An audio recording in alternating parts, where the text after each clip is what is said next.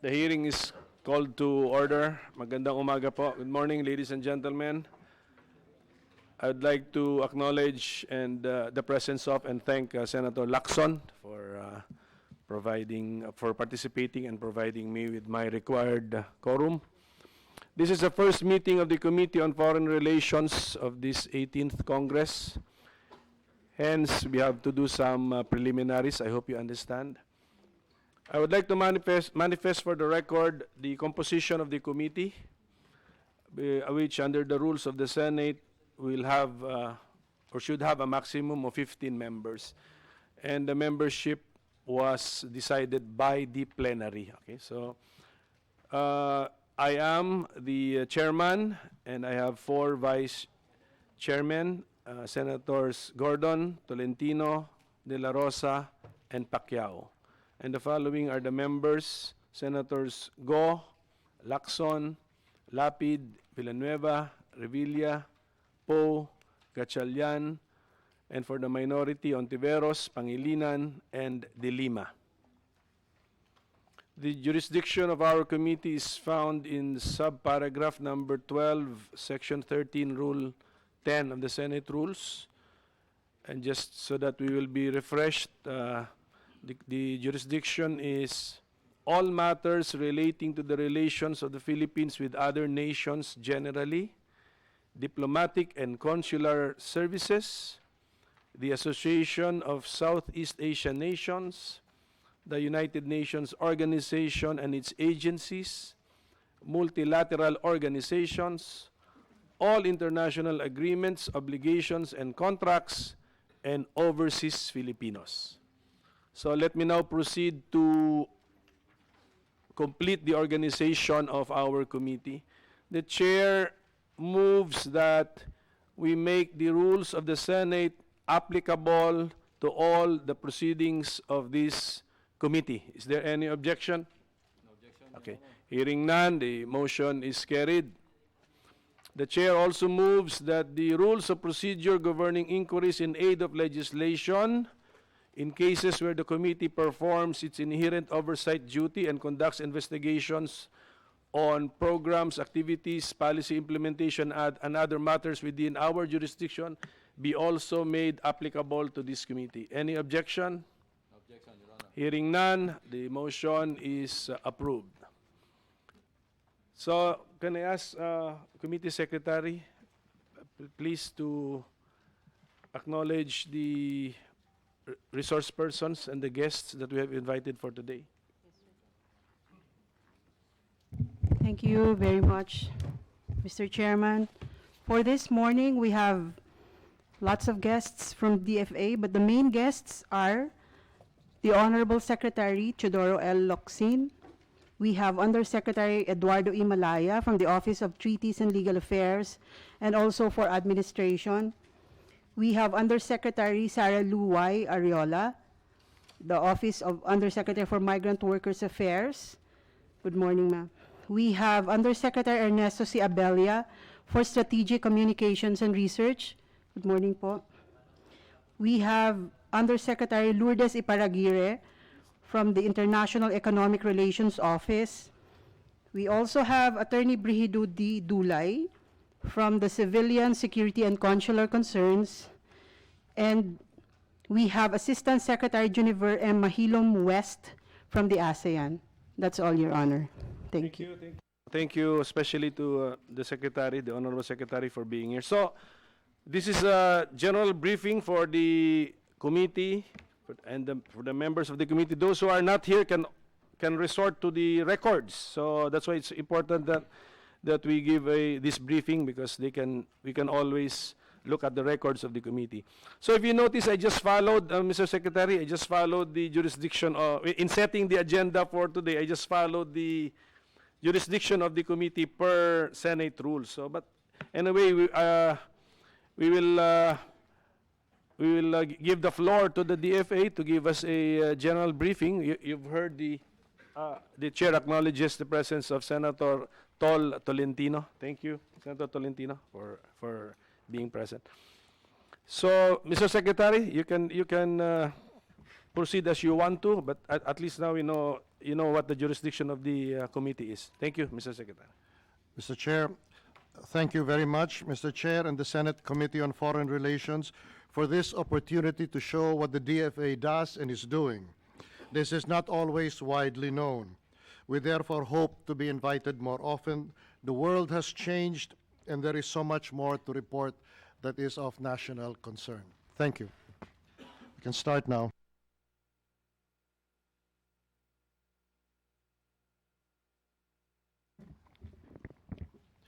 Mr. Chair, I was saying that so as not to waste the time of the committee, we will go down a series of slides. There are about 40 of them, but we'll do this very fast. And you can stop it at any moment. I can give you a general sense of what we have on the agenda. Thank you. Go ahead, proceed. This is the Philippine Global Presence. Foreign posts, 61 countries. Consular jurisdiction over 10.36 million Filipinos in 195 countries worldwide. I must say that we are going to emphasize in the coming year the opening of posts, no longer comfort posts in advanced countries, but in Africa. This also gives a chance for the young ones in the Department of Foreign Affairs who are more daring to take up these posts and show their mettle.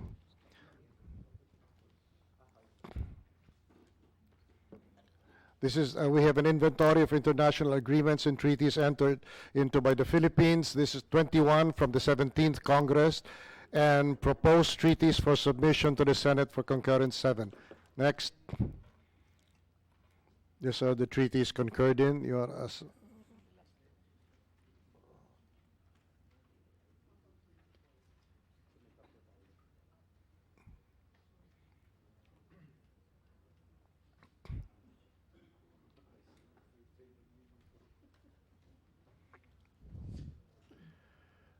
Next,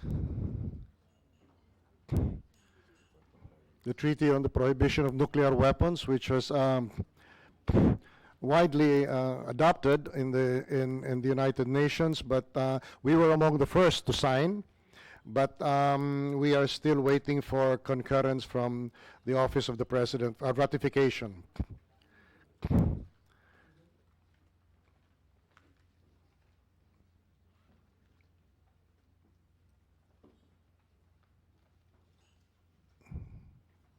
Next. Next.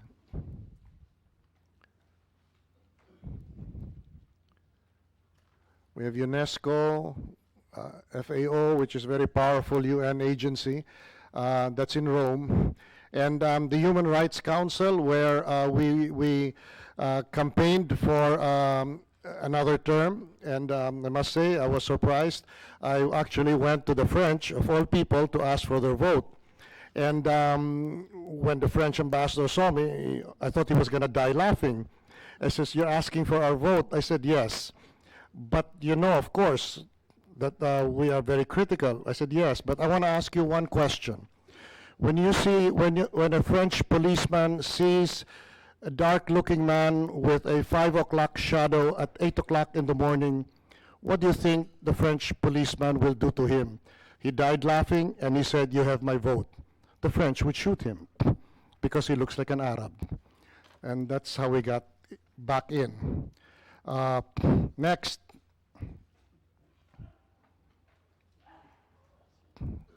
Traditional and non-traditional threats.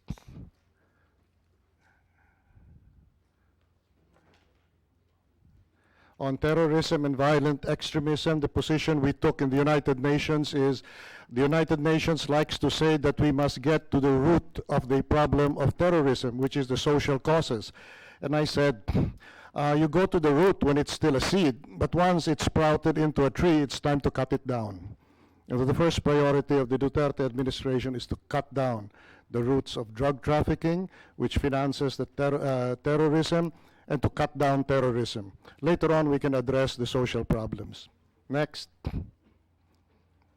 Philippine priorities in ASEAN.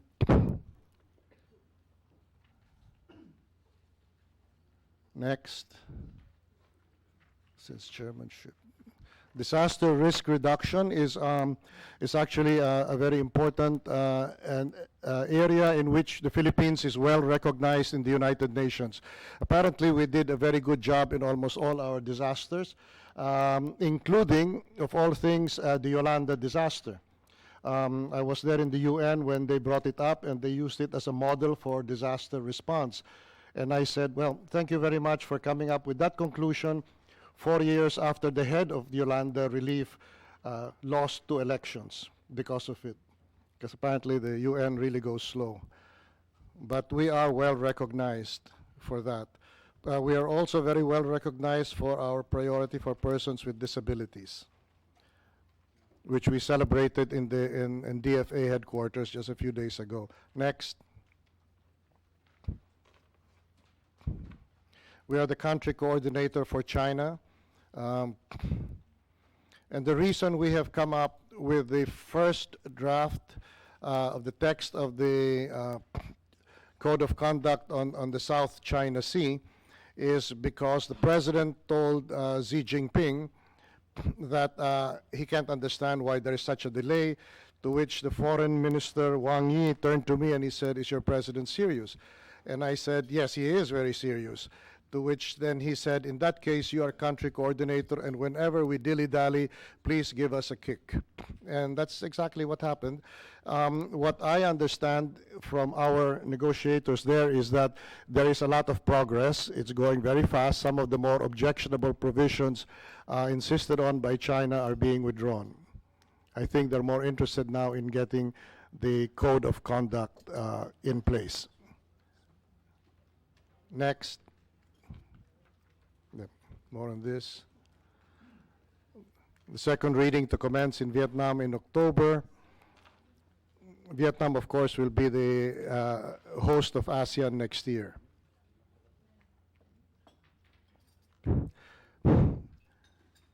Over in Bangkok, we had talks with the Chinese foreign minister, and so did both openly in the conference and on one-on-ones. And it was very clear, perhaps the Singaporean foreign minister's comment towards the end saying, if I look 20 years into the future, this is what I see, that all the competing claims in the South China Sea have not been resolved. But I see no reason why that should get in the way of mutual cooperation for mutual progress, to which even the Chinese smiled. Because in fact it's true. It's very clear that when we speak about any issue, China will say, no, that's ours. And then I'll say, it's ours. And then Vietnam will say, it's ours. Well, it's very clear no one is backing off. And now the question is, can we move forward and try to see what we can?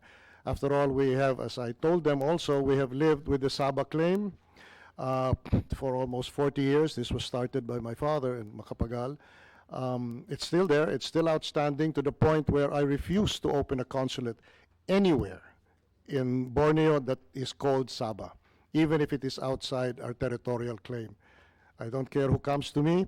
Then when they ask the proposal, "Sir, can we open a consulate?" No, over my dead body. Because as I also said at the Bangkok conference, no government in this table will survive any attempt to surrender even 1 inch of their claims anywhere in the world. It's just the way it is. It's an emotional issue, and we just can't afford to do it. None of us will survive, and I included China in that, because I believe that nationalism in China is as strong as it is, if not stronger than it is here. Thank you. Next. Okay, these are the ASEAN-led mechanisms.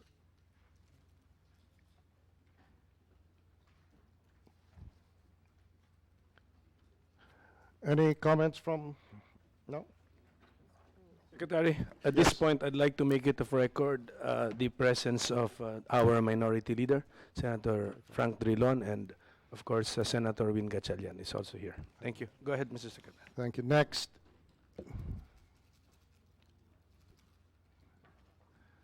We have the APEC, WTO, System of Preferences, RCEP, ASEAN. and a host of other. All of this has been provided to the Senate Committee on Foreign Relations, and on any issue, please do not hesitate to call on us. We will come here, and not necessarily in such a large body, but we will be available for immediate answers. Next.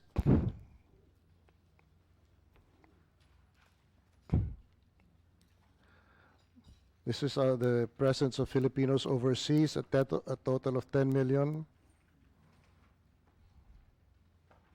Most of the 4 million, we'll give you later on a breakdown, are in the United States and Canada.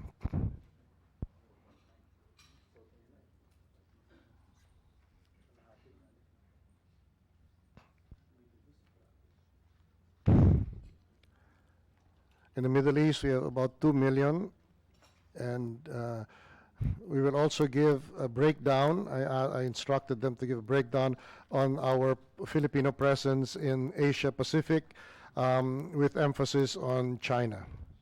Next. Here it is. I suppose the Malaysia figure includes the Filipinos in Sabah, right? Okay. Well, they must be the bigger part. Yes. Yes. And that explains why there's repeated calls for a consulate. But I will not be the foreign minister who will give up an inch of our claim abroad. Canada, Saudi Arabia, it's huge. UAE, China, 433,000. Australia, Japan, Kuwait, and Qatar. Yes? Next.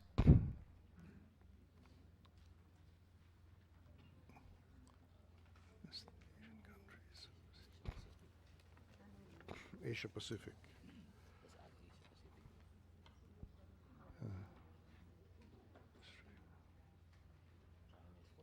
As you can see, China is the second largest. Malaysia, if I'm not mistaken, please correct me here, that huge figure is accounted for by the Filipino presence in what is our territory of Sabah. Okay. Vietnam, Indonesia, South Korea, Singapore. Thank you. Next.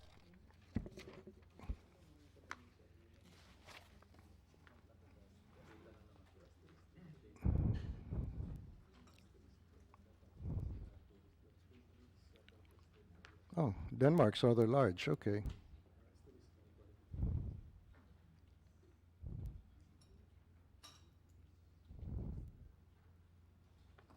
Next. Mr. Secretary. Yes.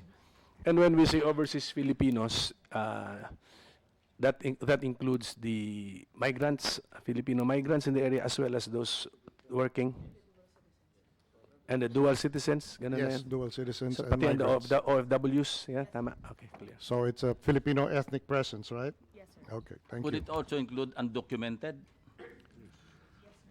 So how do you monitor? How do you identify undocumented if they are undocumented? Sir, the country of destination has a specific number of undocumented workers, particularly in the Middle East. They have the specific number of how many are overstaying, so that's why we count them.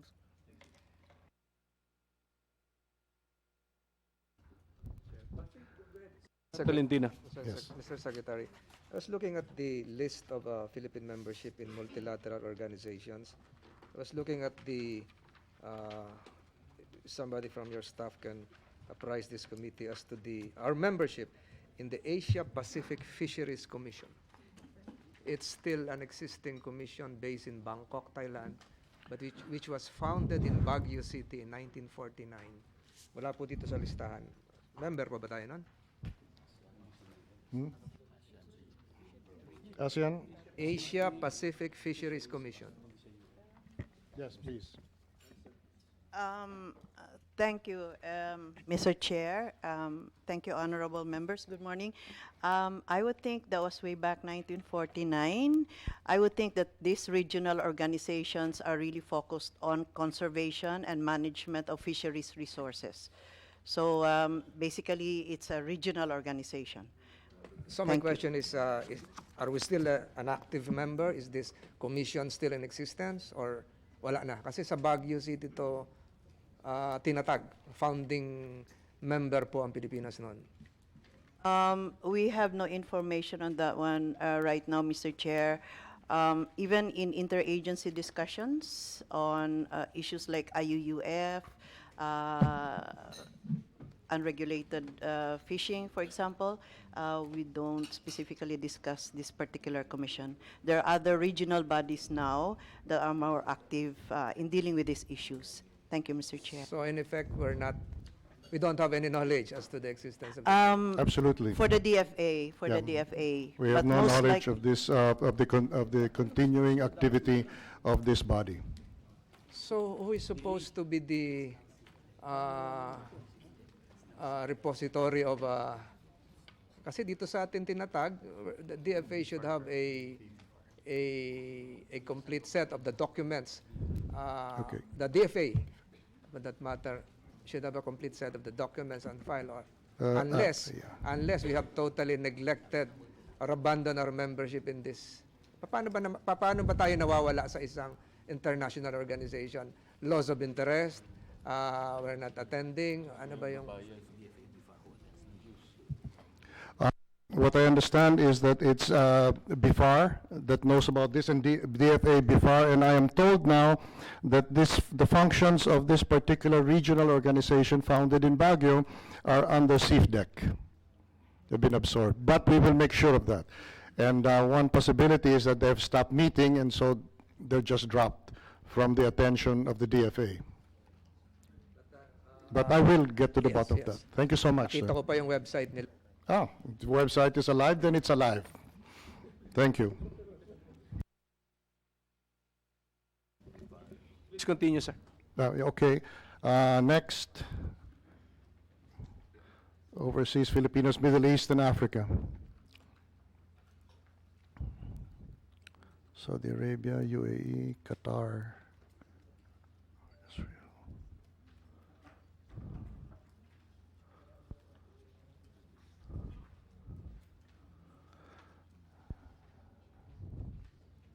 Next.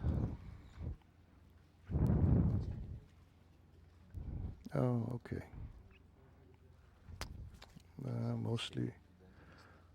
Mostly Hong Kong.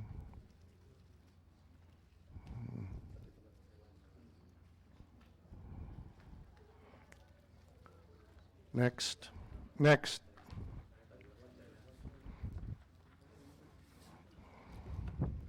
Sarah, please go through this. So far from January, Mr. Chair, to July 2019, we have spent 483 million or 48% of our assistance to Nationals Fund, and we have a remaining 517 million or 52%. But we're making it a point to have a reserve considering the situation in Tripoli, Libya, because it's still very volatile, Your Honor. And there's still Tripoli and 100 kilometers radius is still on alert level 4. And we also have still alert level 4 in Iraq and Syria, Your Honor. For the Legal Assistance Fund, we've already spent 41% or 81 million. We have a remaining 119 million or 59% for the legal assistance, Your Honor. Is ATN open for use as supplement to the legal assistance fund? Yes, Is sir. it a mas multipurpose si ATN? Yes, Your Honor. If the legal assistance fund is not enough, then we You can can get from the ATN. Okay. Yes, Senator Tolentino. When I was member of the cabinet, I questioned the validity and timeliness of the legal assistance fund. Is it still the same that you have to be convicted first before you can access this? Your Honor, not anymore. We've already asked the post, especially in the Middle East, to have retainers, and there's already legal representation even at the police level. Because some of them, particularly the household service workers, when they run away, there is a theft case that is filed against them for them not to be able to leave the country. So at that level, we already have a representation, Your Honor. During the prosecutorial stage, you can access these funds. Yes, Your Honor. Thank you. Senator Lacson.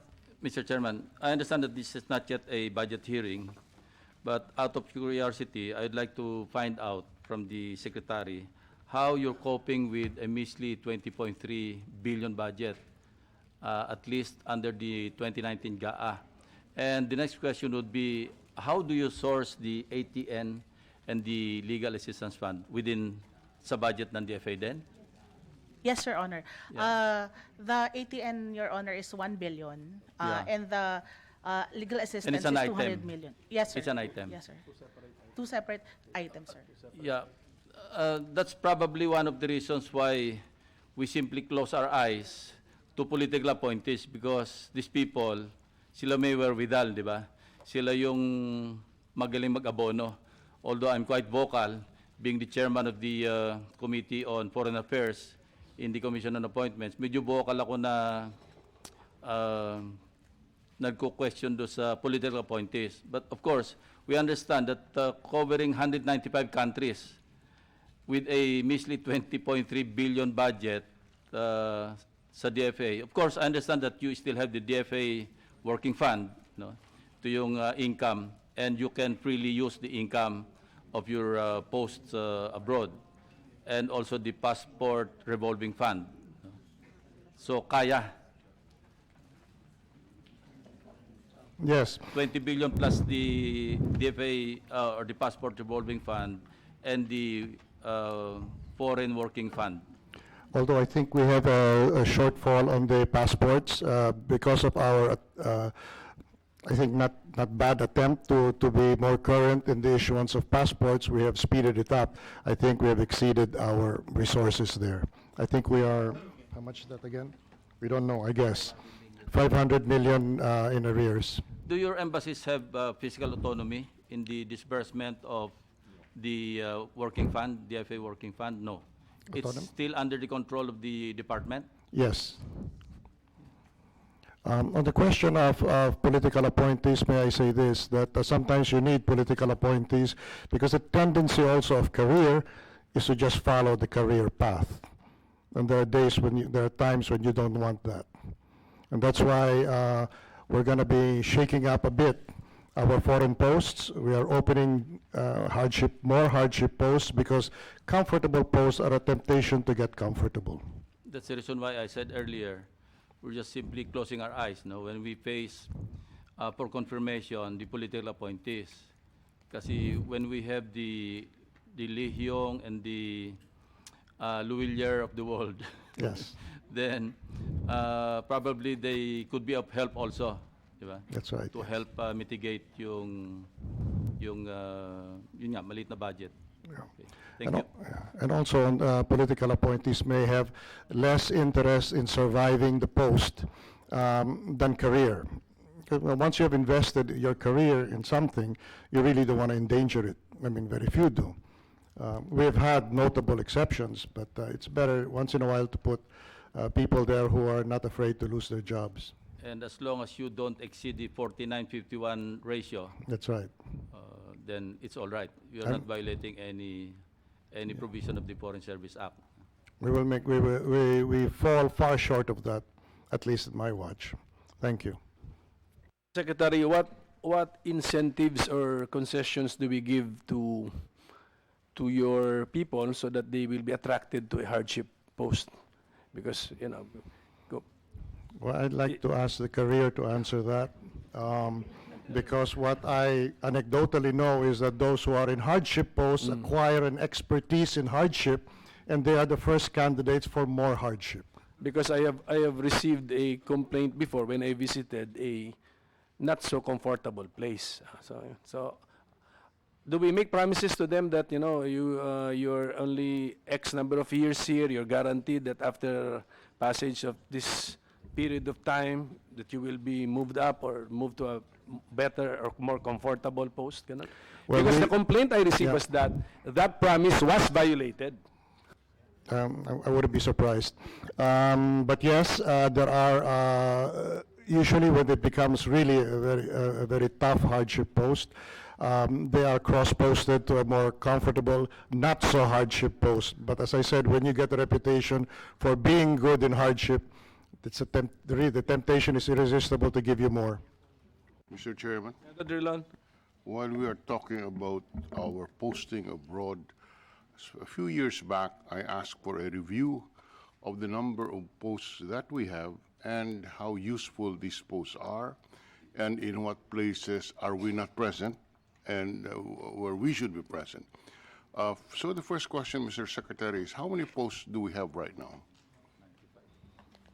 And how do we compare, if ever, with other ASEAN countries of similar circumstance? What I have here is we have 61 embassies, 23 consulates general, 4 missions, 88 foreign service posts.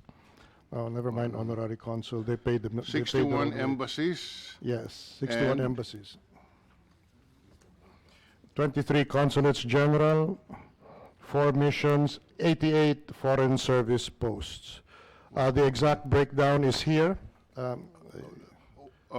that, we the are breakdown is amateurs, we don't important. understand we just want to know where are we present, either as an embassy or a mission or one headed by consulate general.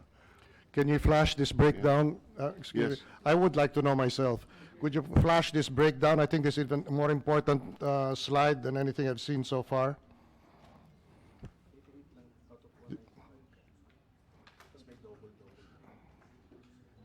I can try to read it.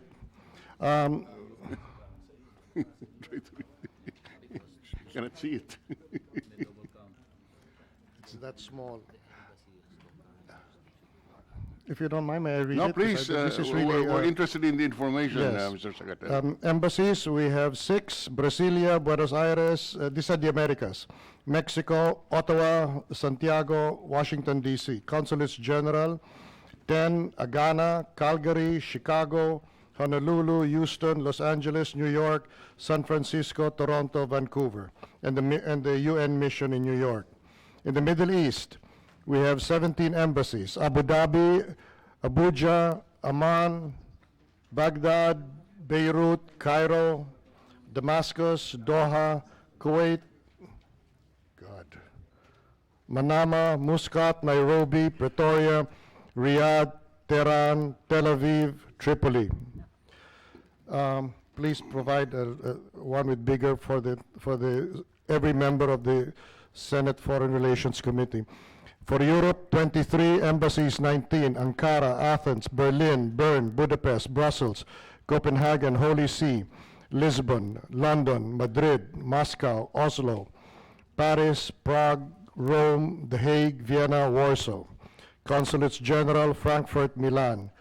Missions, Geneva and Geneva WTO.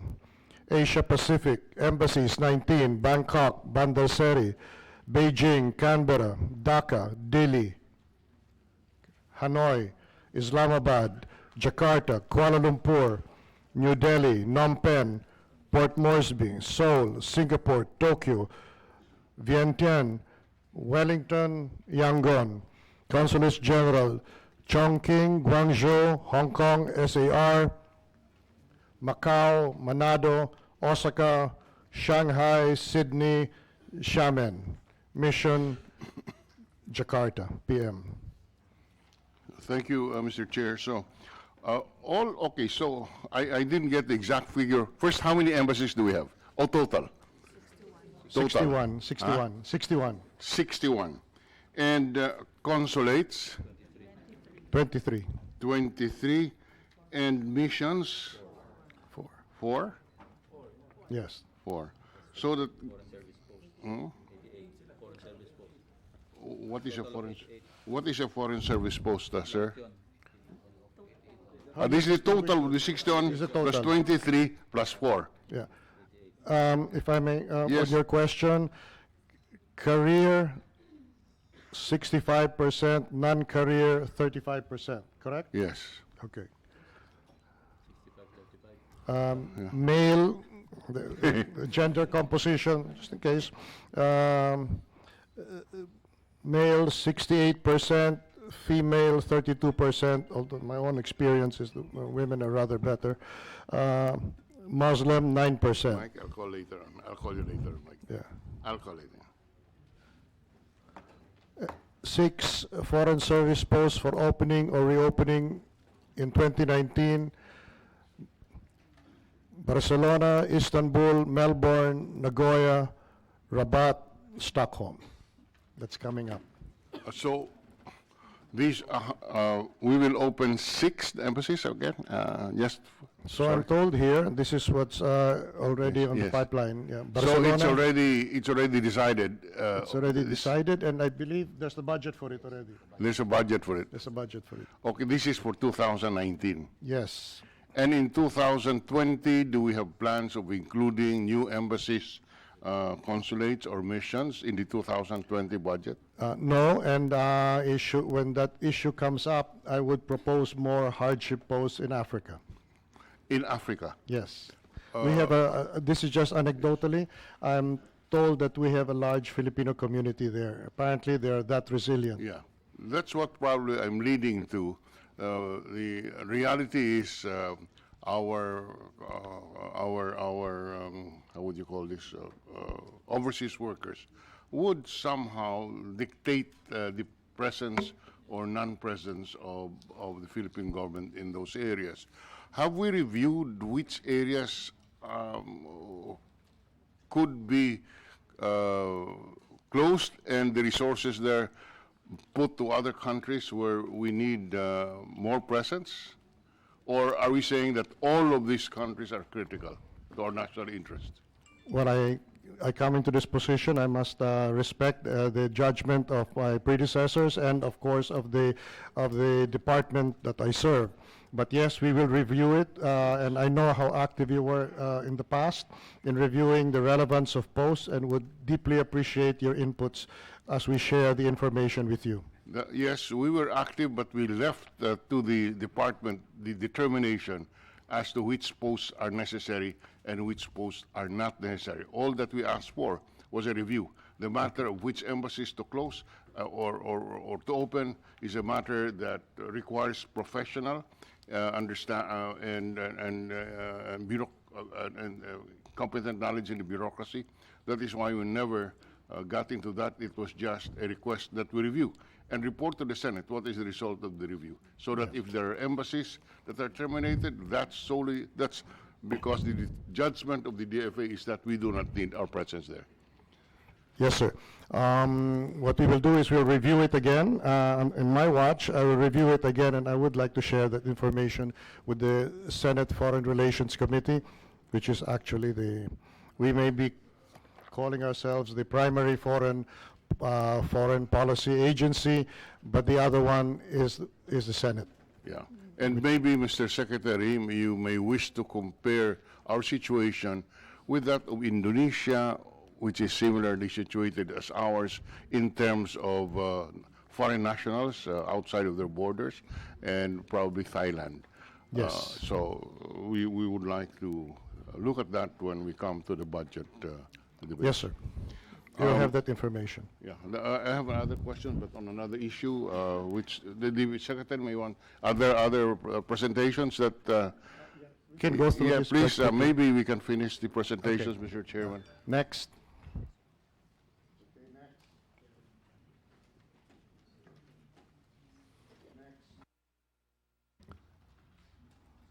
Top ATN recipients.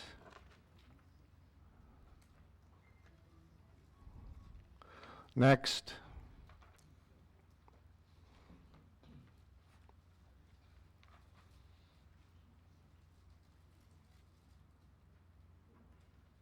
In some cases, I'm told that when they are detained because they have not paid their personal debts, we come in, we chip in, which I think is just right.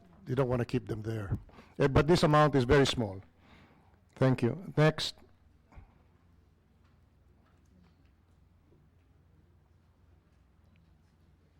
Next.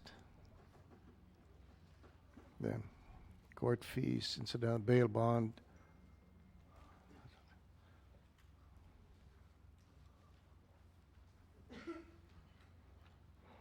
Next. Whew. Oh, drugs.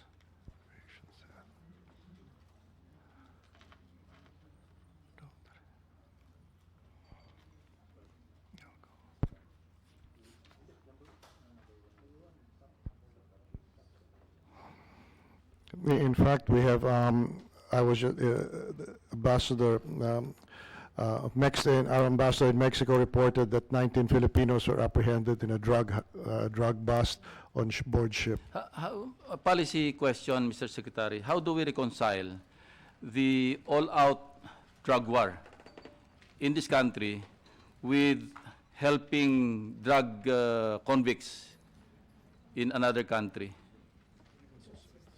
One is we do not exclude anyone from legal assistance. Second, the war on drugs, that's our, we have to be careful about how we phrase it, but the Yeah. truth is, we have confidence in our judicial or justice system. I'm not talking of suspects Yes, or yeah. respondents. I'm talking of convicts. Convicts. Those who were already convicted of drug cases, drug charges. So how do we reconcile dito sa bansa natin, we're killing people, and then we're saving drug convicts detained in another country? I'm just Yeah, curious. no. Policy. Well, frankly, I used to wonder about that. And that's why I continue to support the abolition of the death penalty.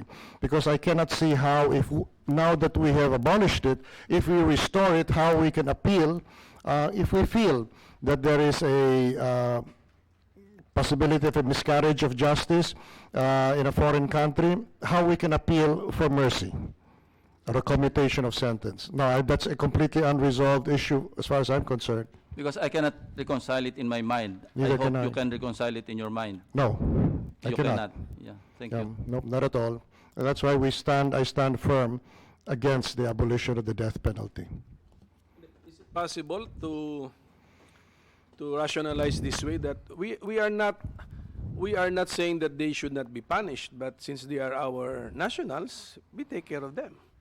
We monitor how they are treated. We look at their conditions. So is that a way to rationalize? Mr. Chairman, maybe the justification is we treat them as Filipino first and convicts later or second. I like both, because yes. we will never ask a foreign country, yeah. do not punish our countryman who is involved in drugs, because we also will jail him here if he violates our laws. But when you incarcerate him, when you punish him, well, we should be allowed to take a look and pay a visit to our countryman and look at his condition or situation. Yeah. I believe that that position, they're Filipinos first before they're anything else, is. Thank you very much for that. That's why I hope that we get invited more often to this committee, because we need all the thinking we can. Yes, because we also have to be careful about saying we're not sure about your justice system.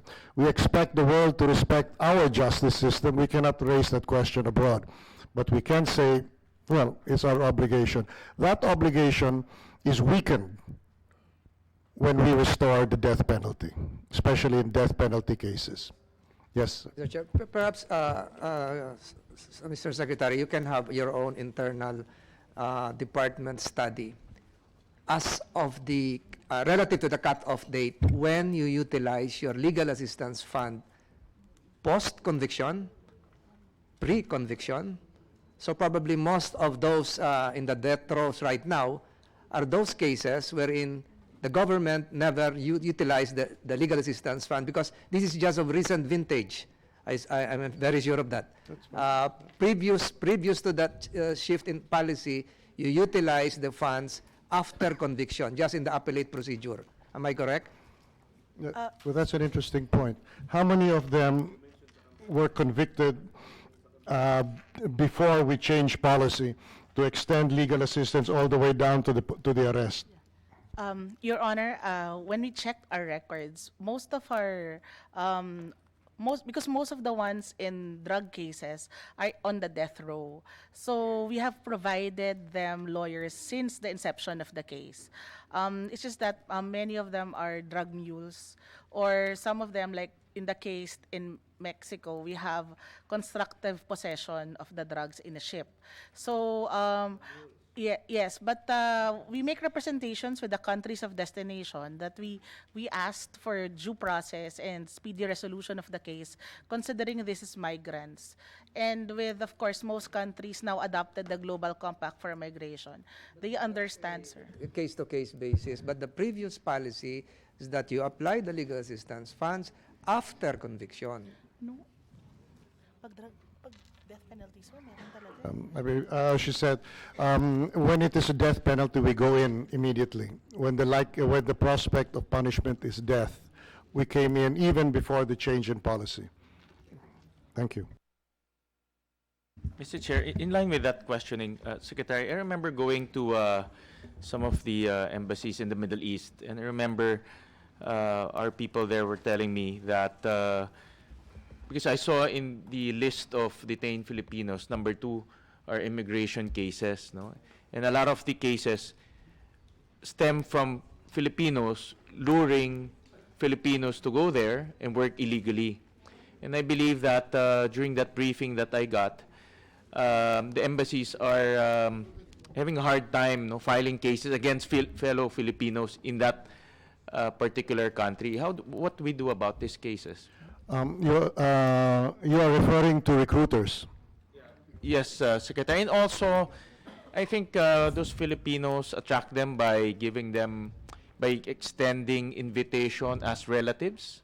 And then when they go there, I think they go there as relatives or as friends, but they end up working and extending their stay, and they end up becoming illegal workers in that area. Your Honor, as of now, we have a challenge when it comes to trafficking in persons, particularly in the Middle East, because UAE is being used as a jump-off point.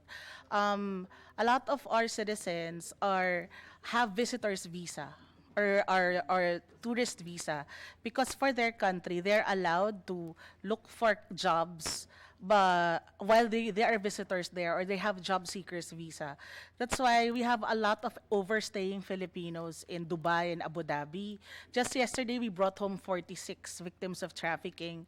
And that's why our shelters in that place are over 3 times over its capacity, because we've been making representations with our friends from the immigration.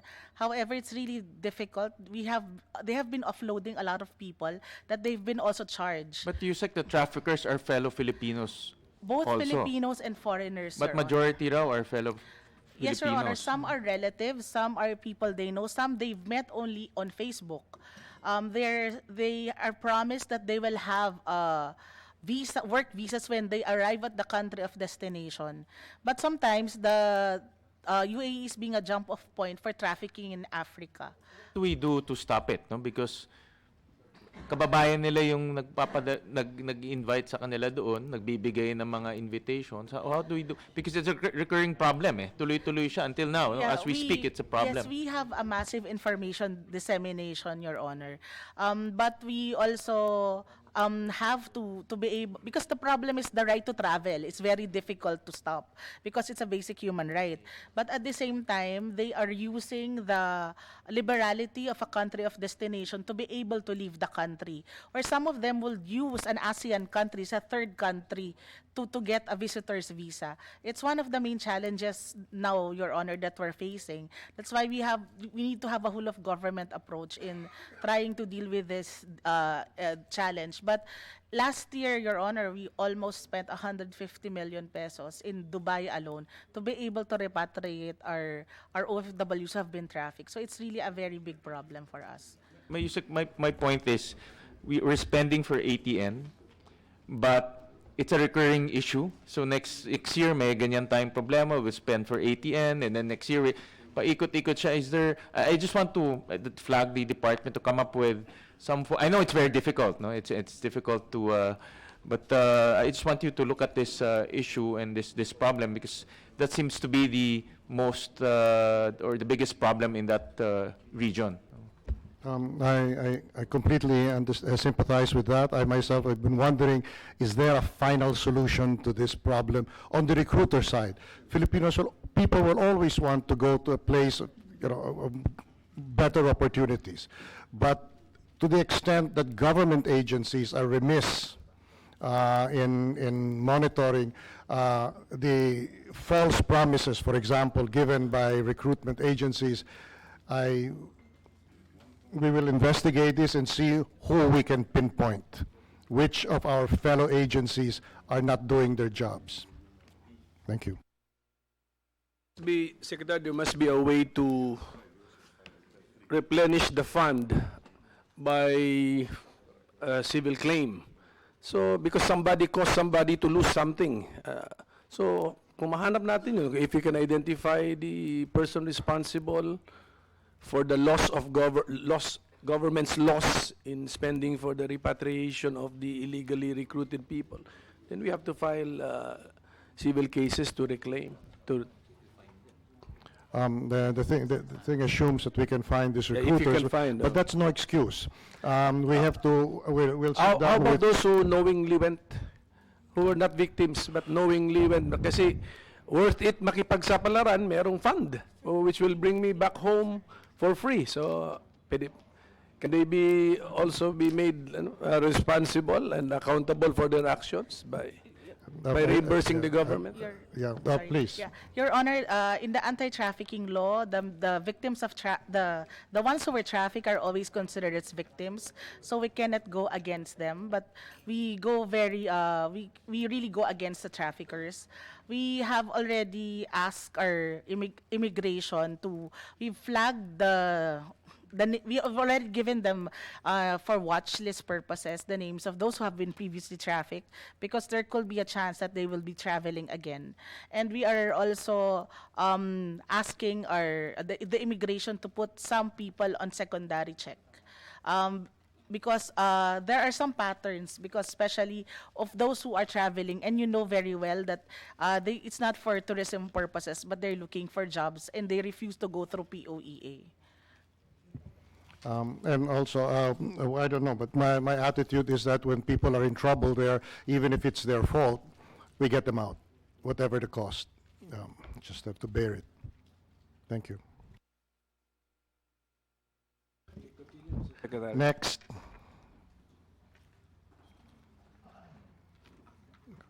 These are the other activities for the welfare of OFW, Subcommittee on Migration, co-chaired with NEDA, Presidential Task Force Against Illegal Recruitment. Next.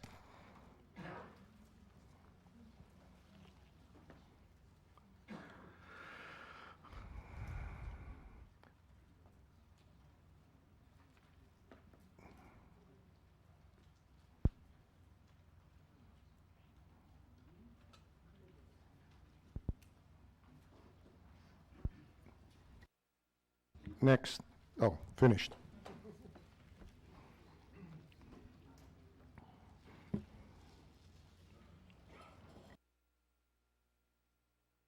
Thank you very much.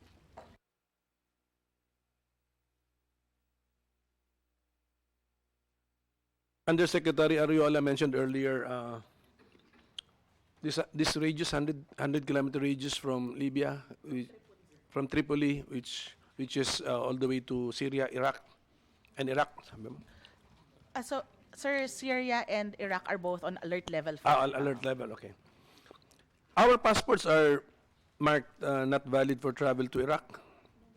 Ano ba yan? What does that mean? And is that true? And then what does that mean if ever that is still the case? And then, yes, Yusek Dulay. Your Honor, the stamps on the passport are no longer there. We no longer have a restriction. What instead we do is we have issued the alert levels to guide for example, DOLE or POEA as to the type of deployment that may or may not be allowed for certain countries. So in this respect, in the case of Libya, for example, the Tripoli and the main area is already on alert level 4. But the surrounding areas, which based on the reports of the Filipinos are relatively more peaceful, it's still on alert level 2. So that will now serve as the basis for DOLE and POAA to determine who may or may not go to Libya. But the problem, Your Honors, is still the fact that, as Yusek Ariola mentioned, sometimes third countries are used as a jump-off point. So basically, you find people in countries that are war-torn, and you wonder how they ended up there. So they tell the story that they were brought there to find work. For example, what I experienced before was that they were paying drivers in war-torn areas twice or thrice the amount they would pay in other areas, so they go there. So that's a lot of money for them. But again, we find them in a war-torn area. So that's the challenge, Your Honors, for us. Even if with the passport, they find a way to go to a area that's we deem restricted. And what is the highest alert level, and what does this mean? Alert level 4, Your Honor, is really a restriction and mandatory evacuation. You know, this is Evacuation, I guess this is really the illusion that we give out, because it's really an illusion. It's a mandatory evacuation. But the truth is we really cannot force them to evacuate. For example, in Libya, a lot of them have appealed to the Secretary not to let them go, not to force them to go home. They would rather stay in Libya and risk death, whatever, rather than come home. So the alert level for really is more an advisory. Also, in the case of Libya, for example, there was a request for them to come. They wanted to come home for Christmas. Other agencies said, well, if they come home for Christmas, then we will not allow them to go back because they will be in danger. I said, no. I will let them go home for Christmas because your argument that they will be in danger if they go back makes no sense at all. Because if they stay there and miss Christmas with their families, they will still be in danger. At least if they come home and I personally escort them out again in defiance of immigration, at least they can say when they are about to be shot that they saw their families on Christmas. That was the dumbest thing I ever heard from fellow agencies. And at alert level 4, if a Filipino wants to go home, you use the fund, the ATN. Yes. Tama? So, okay na yan. So questions from Senator Lapid, Mr. Secretary. It's about yung nasa war-torn areas. Mayroon ba tayong listahan ng mga embahadang nasa gitna ng gulo o gyera? Ilan ang mga embahadang ito kasama na rin yung nakalagak sa mga lugar na maaring may pumutok na gulo? So, anticipatory, yung kanyang first question is, ano yung may actual na gulo? Ano yung mga may possible na gulo? Tapos meron pang tatlong follow-up questions po.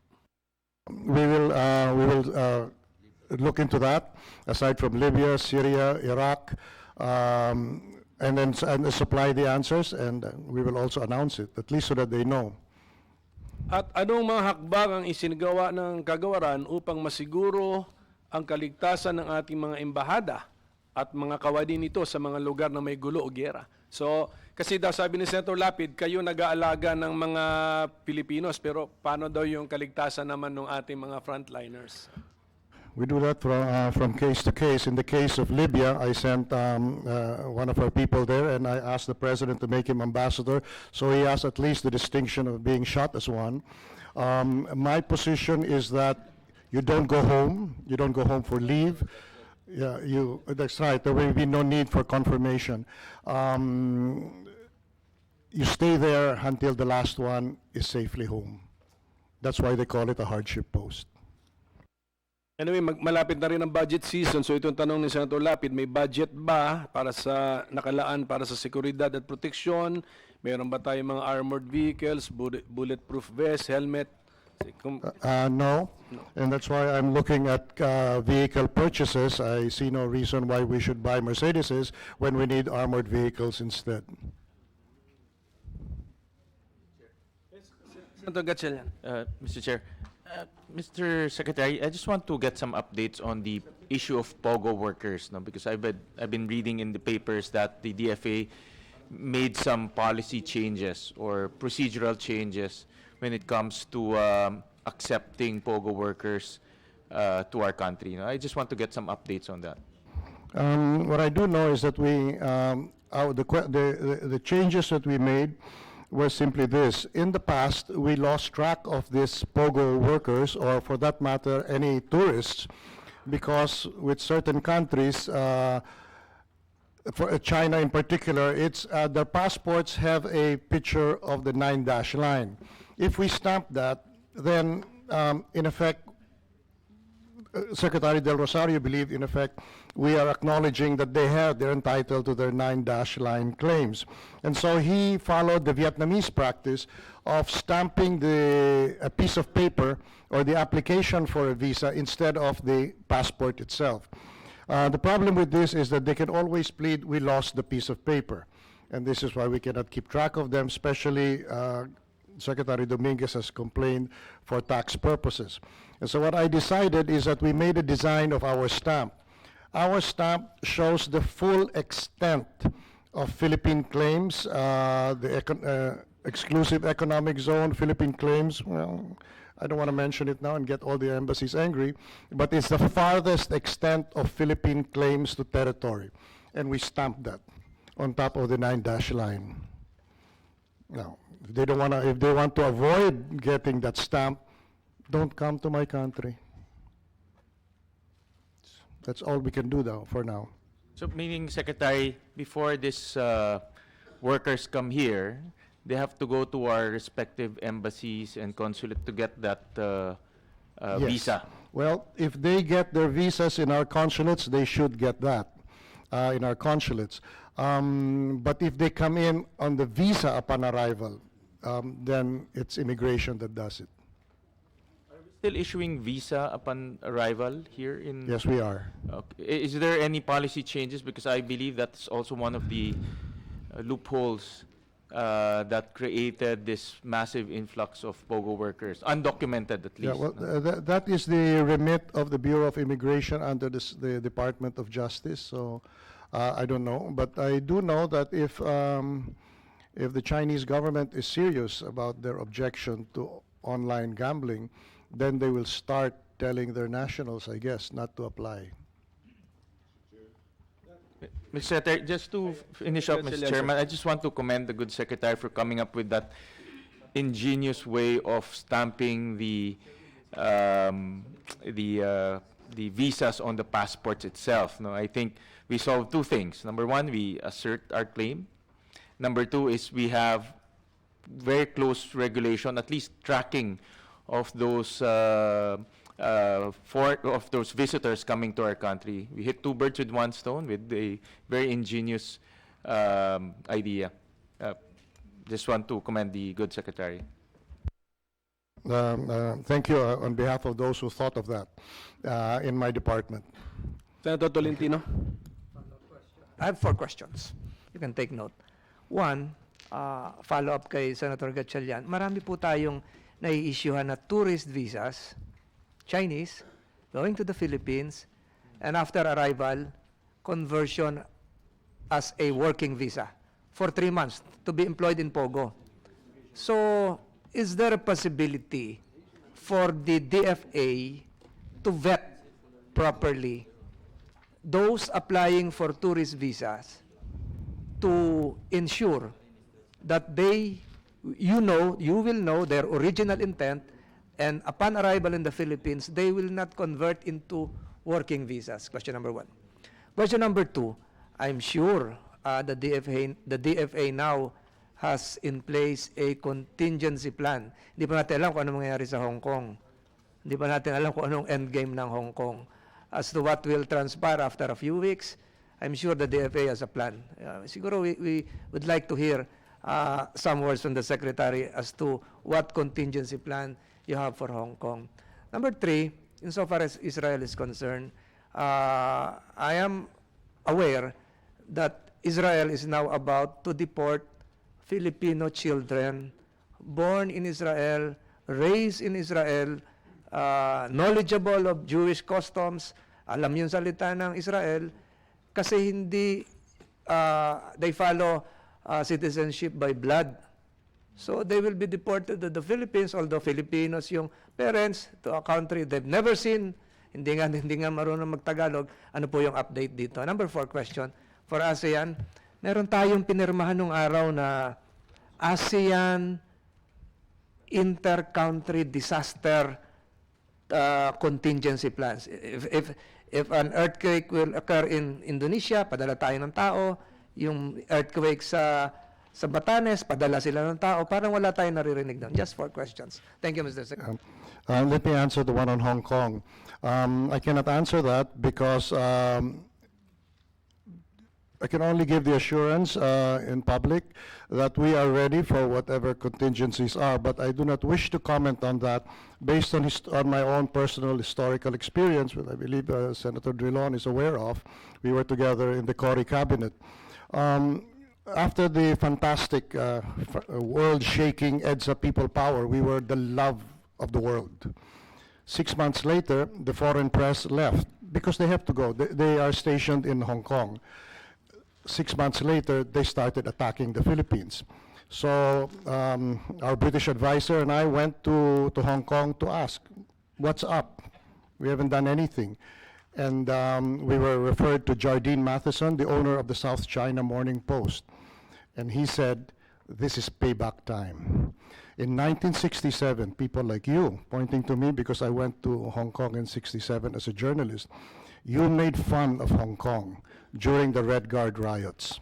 You said, come to the Philippines, we are a stable country, leave Hong Kong. Well, now is payback, and we will destroy your reputation all over the world because you talk bad about Hong Kong. So I would rather not talk about Hong Kong because that is such a resilient city. Every time they say it's dead, comes back to greater life. So I'm not going to say any of that. Other than that, all the other questions, please. Yes. Yeah. Your Honor, we have 233,288 Filipinos in Hong Kong, 95% of whom are household service workers. So, considering the behavior of our OFWs, so long as their principals are there, they will not leave. I mean, it has always been a problem in any part of the world. Even if we put an alert level 4, the Filipinos will stay because we are a very resilient people. So the only thing that we could do is really provide for the consular services, and Hong Kong Consulate General has been very helpful for the past few days when the flights were being canceled.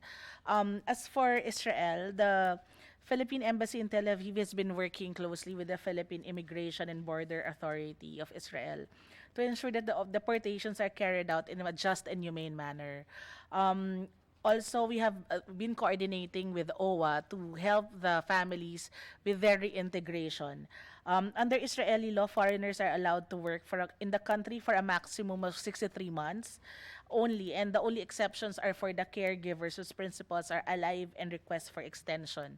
When I visited Israel a year ago, and we have the Philippine Embassy in Tel Aviv has been working with the children of Filipinos for them to be able to there's a school there that provides education to Filipino children together with other expatriate children for them to understand and speak Tagalog, and at the same time for them to be able to be more familiar with our culture in case of reintegration. So the children will be deported, the parents will stay. It will be up to the parents, Your Honor. But actually, in their contracts, they're not really supposed to have children in Israel. But of course, since they've stayed there quite long already, they already found partners or got married in the process of staying there. With the permission of Senator Tolentino, Mr. Chairman, I have a piece of advice.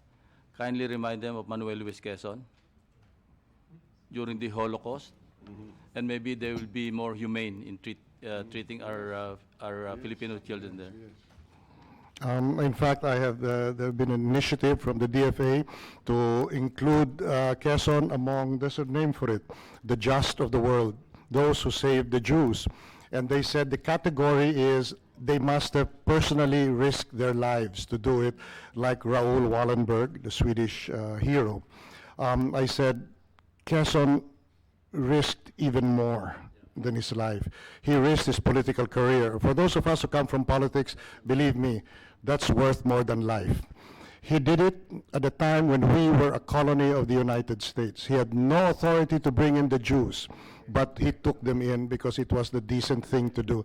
He could have been removed by the United States, but he took it. But right now, they're still debating he did not risk his life. Mr. Chair, just on the point of Secretary Locsin, I think the movie is called Quezon's Game, if I'm not mistaken. I was thinking, Mr. Secretary, I don't know if it's worth your consideration. Maybe it's timely to make arrangement for that movie to be shown in Tel Aviv. You know, a little effort on the part of our embassy there for a little expense may show how ungrateful they are if they proceed with what they're trying to do. Mr. Senator, that will be done. It won't even be considered. It will be done. That's a Thank great you. suggestion. Thank you. Yes, thank you. Can you proceed to answer the other questions of Senator Tolentino? ASEAN ba? ASEAN matter?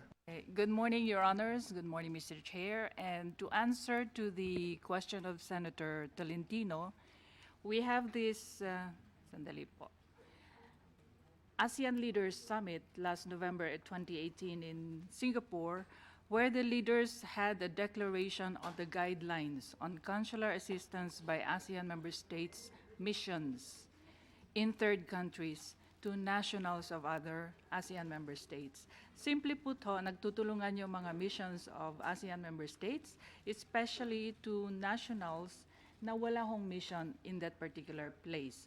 So under the guidelines, merong categories kung ano yung mga danger, and then ano yung mga dapat gawin ng mission, ASEAN mission that is present there. So ito ho ay established practice in ASEAN, and we'd like to note that the Philippines is leading here because medyo advanced na ho yung ating assistance to national system. My question has something to do with an ASEAN declaration on disaster preparedness and the formation of a contingent composed of ASEAN countries. Sir, if I may, I'm sure she has the technical answer, but the ASEAN has a body which is now being called upon by us to help in the Rohingya situation. This body also covers all other disasters, whether man-made or natural. And that body does answer. It's very badly funded. I'm surprised why it's badly funded. All of our ASEAN member countries are enormously rich. But as always with multilateral agencies, we pay peanuts. So I'm going to hope that I will have a sponsorship from the Committee on Foreign Relations to increase our contributions to such bodies. Not any of those bodies that people like to go to because they want to find a post-retirement job abroad, no, but those that really help in disaster relief to show that we are responsible citizens of the world. Thank you very much. Ma'am, ASEC. Salamat po, Mr. Chair. Mahilong West, yan. Meron din ho tayong ASEAN Agreement on Cooperation in the Area of Disaster Risk Reduction and Management, or the ADMER. So talaga hong nagtutulungan. Meron na ho tayong AHA Center which coordinates humanitarian assistance to ASEAN member states afflicted by natural calamities. And then aside from that ho, meron tayong mga pre-positioned facilities for humanitarian assistance which are called DELSA. And last July 1, we inaugurated our own dito sa Pilipinas.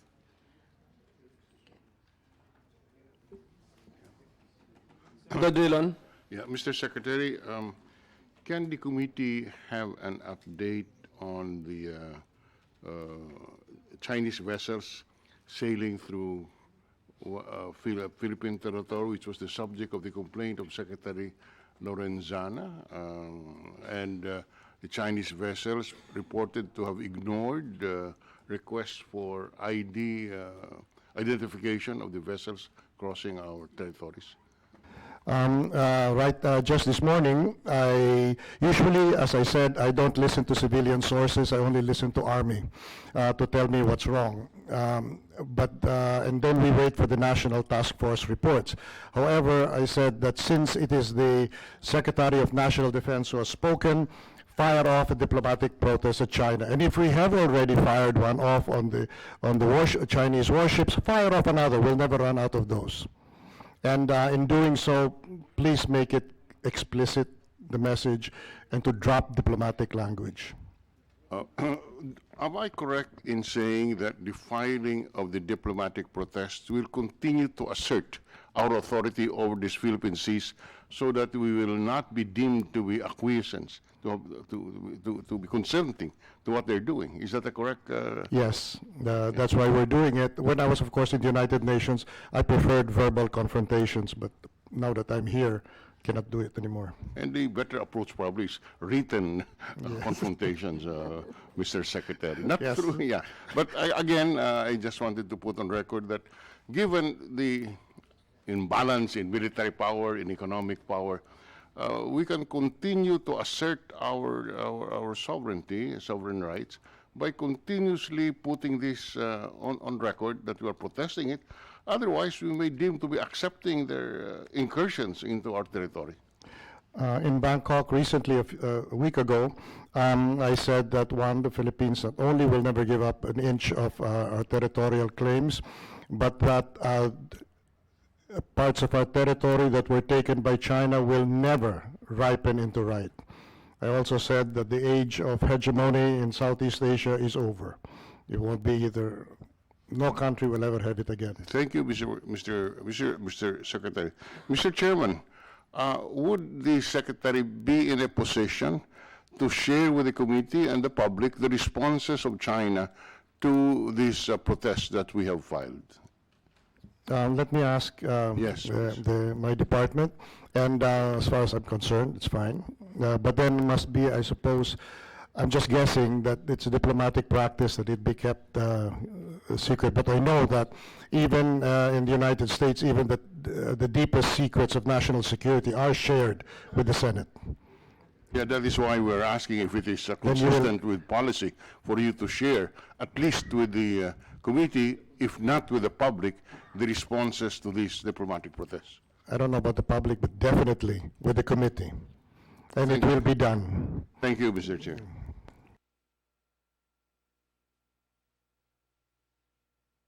I just wait for the okay. response. So, yeah, just tell us when you're ready. We will call for another hearing. So, at this point, Mr. Secretary, let me ask you if the department has some priority legislative measures that you want this 18th Congress to pass.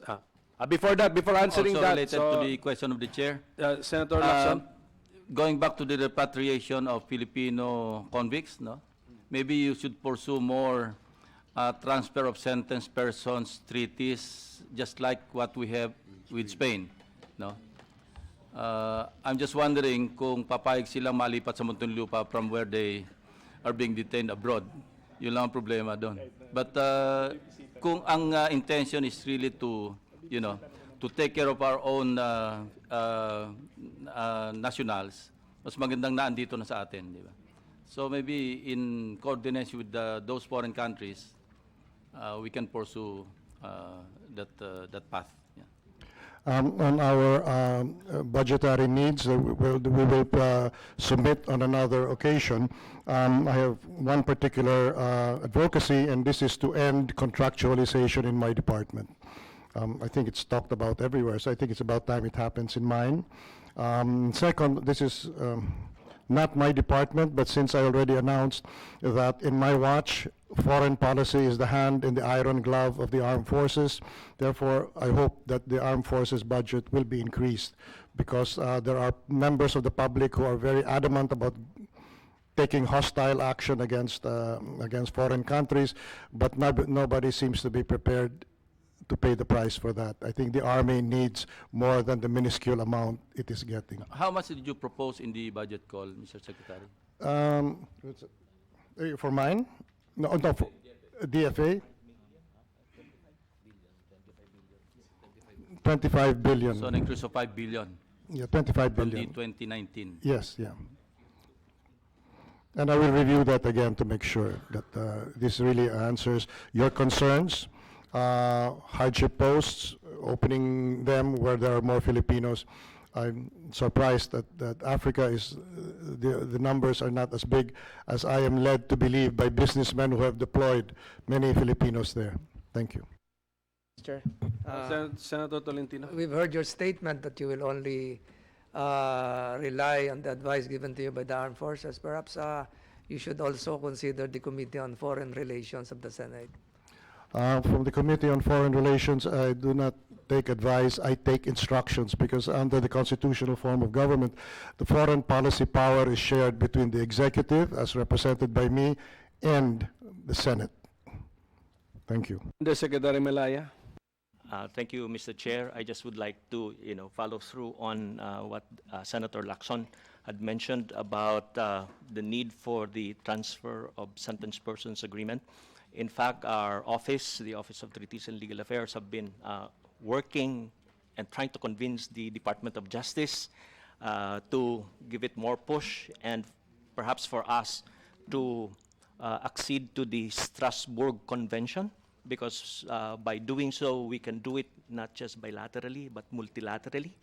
And that would enable us, in fact, to have arrangements practically with the whole of Europe, as well as Japan and the United States.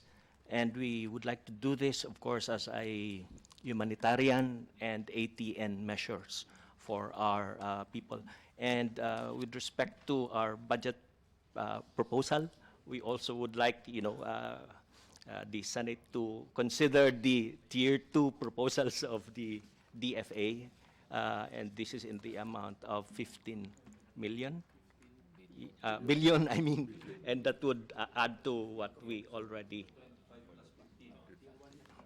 Yeah, the exact figure is 22.5, then plus 15.5. Thank you.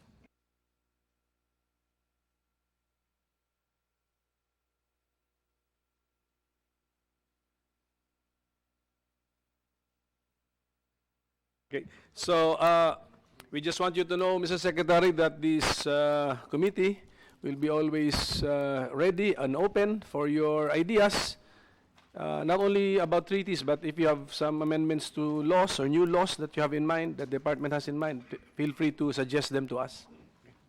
Thank you very much, Mr. Chair, the Senate Committee on Foreign Relations. I hope that from time to time, I can myself initiate a call for us to share information and seek your advice. I think this is the way it's done in real republics.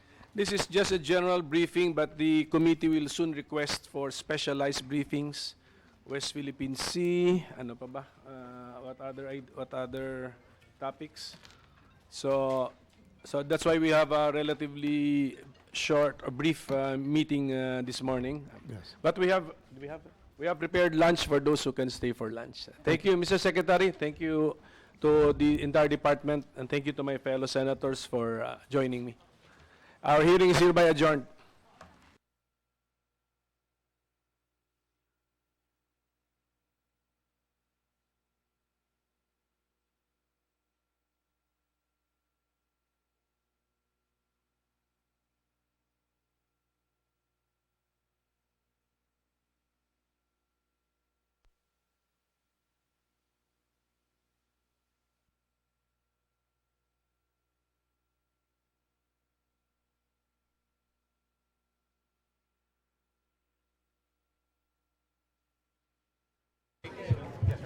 Please stay for lunch. We have prepared lunch for everyone. It will be served